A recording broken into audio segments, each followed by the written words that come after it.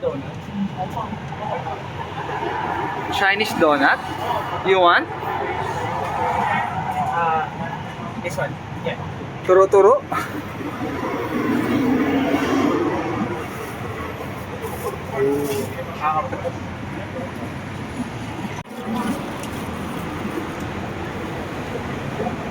How is it?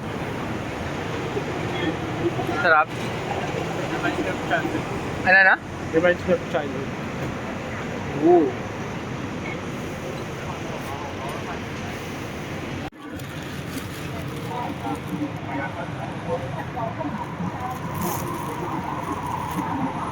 Like it? Para yung Paghapon. paghapon, no? Yung minaglalako. Reminds of childhood. So, kukuha sana kami ng China visa, but apparently, online processing na lang sila. So, baka kakain na lang kami sa labas. Yeah. So, yun. Na-change na, no? Yeah, recently they changed it last March 17th. Oo. So instead of walk-in, you can just do it through online. So hassle-free, which is Convenient much better. na. It's more convenient for us. So, yeah. Kung ano na lang mapupuntahan namin. So, pupunta siguro kami sa Go Park. Yeah, Sa- go saan yun park ba? in Saisha. So Sa it's a Saisha? newly built Newly mall. built mall. And it's a combination of nature and outdoor activities. So we'll have a look on it, see Yeah. how it goes, and maybe probably we might have lunch or coffee. Tingin lang natin kung ano yung interesting na food nila doon. Okay. See ya!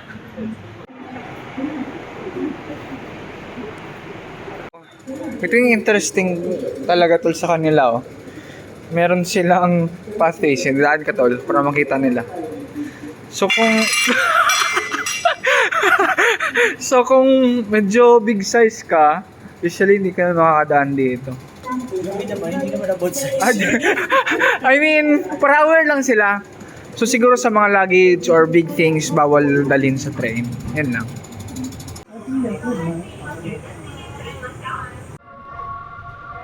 Nasaan tayo ngayon, Tol? Oo. Parang ang layback dito, no? Sa Wukai siya? Awan? Alright, so nag-bus kami. Papunta dito sa Go Park. Ito siya. Go Park. Tara! So, parang dulo na pala to siya, no, Tol? Okay, hanap muna tayo ng mapagkainan. Or libot-libot muna kami.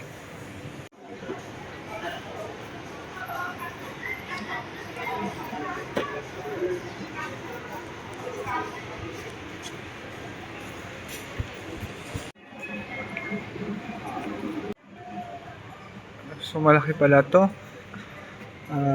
Nandito kami ngayon. So, medyo may arrow. Meron din silang sport facility. Pwede mag-dive, mag-golf, swimming, kung ano-ano pa. So, libot muna kami. Hanap kami mapagkainan. Alright.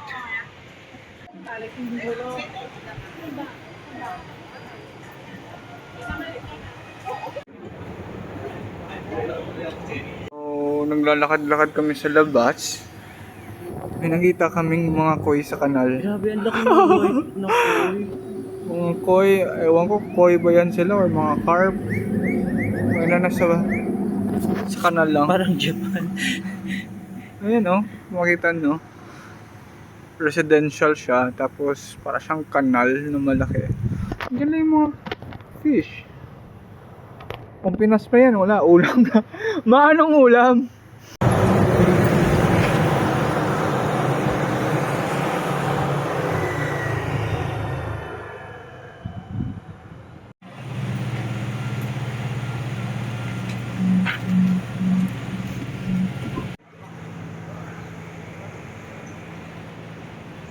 So, ang end up, di kami natuloy sa Go Park.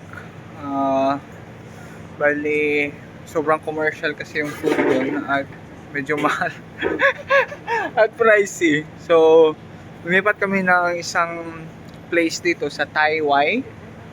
So, sikat daw to. Yung parang rice rolls nila tol.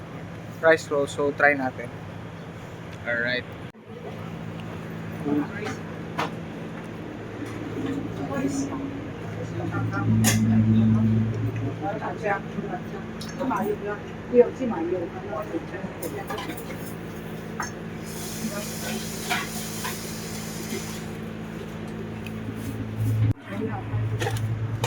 May siomai din sila tol eh.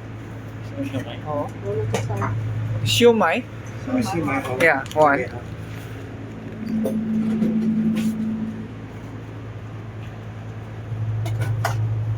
How much?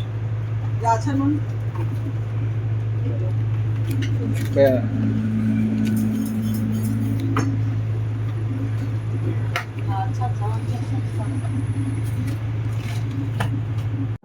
So, try natin. Siomai, walang sauce. Kahit yung sauce nito.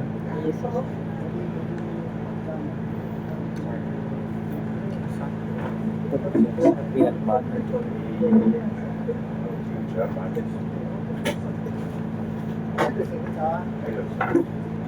Front chili first. Try natin. Oh! Okay, try natin. Siomai and rice rolls. Try natin.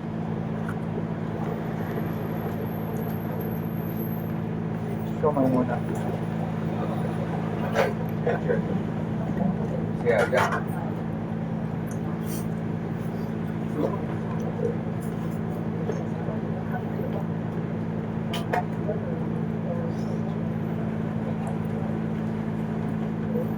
Napaka-sticky ng texture ng siomai. Try mo siomai ba?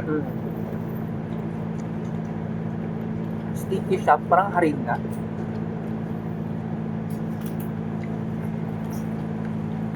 Ito namang rice rolls. Siyempre sticky rin.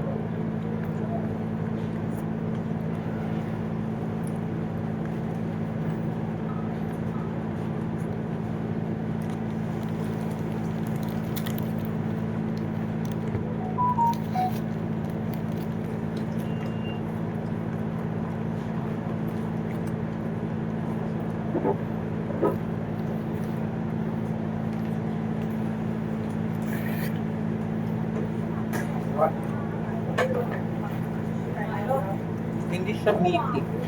Hindi nga siya meaty. Kaya ayoko niya. Puro flour. Ano puro flour? Ay, okay, gets ko na to. Baka rice rolls na siomai. No. Pati mga fake na siomai.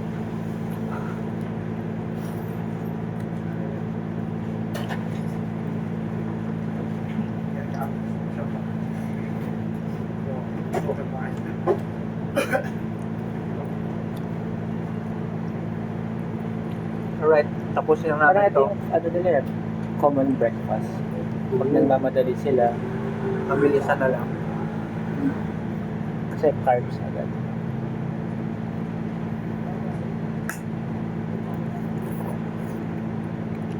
Okay. Kain kayo ng... Hanap po tayong ibang makainan after nito. Enjoy lang namin ito. Bye-bye. So, try natin itong char siu or cha-cha-teng. Meron din silang 2 dish or 3 dish. So, parang nilang karinderya to. Pipili ka ng ilang dish tapos isang rice. So, ano bang gusto mo? Ito? Ay,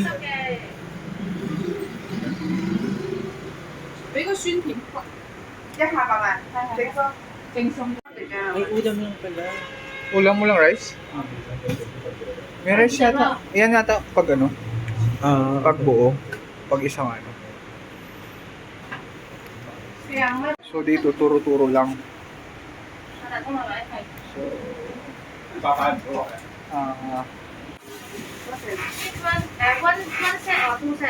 One set or two set? one set. So, 一個兩個。 One rice, 2 dishes. Okay. That one.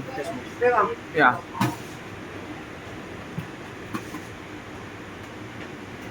And this one.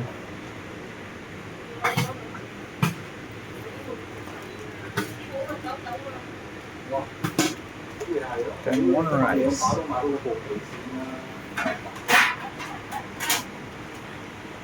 Cái học à? Phải nhắc ạ. Only one. Only one. Okay. Thank you.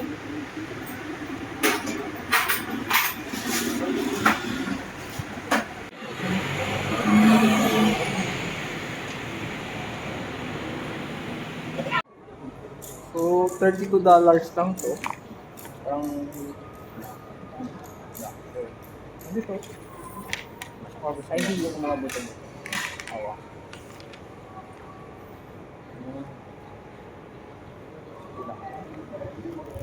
So, then, first kanin. Ito is sweet and spicy.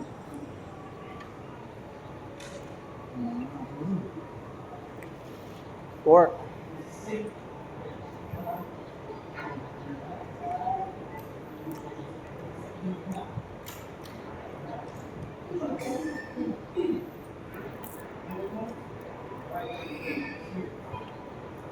Authentic. Authentic, no? Authentic. Authentic from where?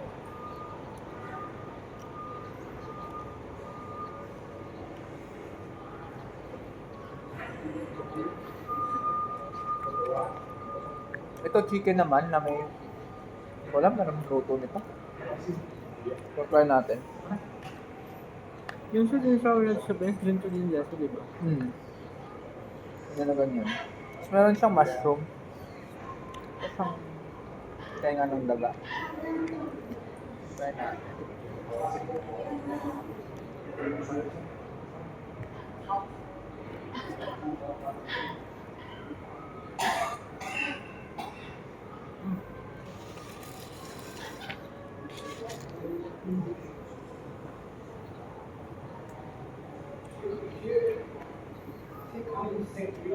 Parang ba na-expect ko?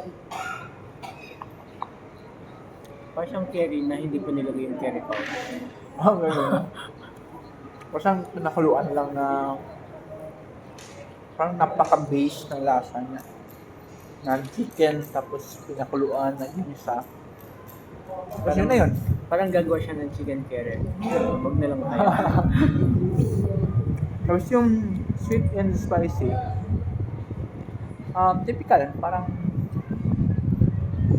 Filipino style lang. But isa to sa mga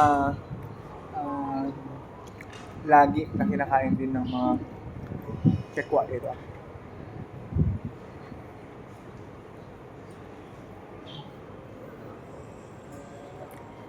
Lambot. So if kakain kayo sa labas, or mag-visit kayo sa Hong Kong, naka-budget meal kayo, pwede na to. $32. So, may dalawang ulam ka na, isang kanin. Tapos, generous pa yung ulam nila. Kung bigyan ng ulam. So, kung i-convert yun, nasa mga 200? No? Ang typical meal kasi dito sa Hong Kong, nasa mga $50. More or less.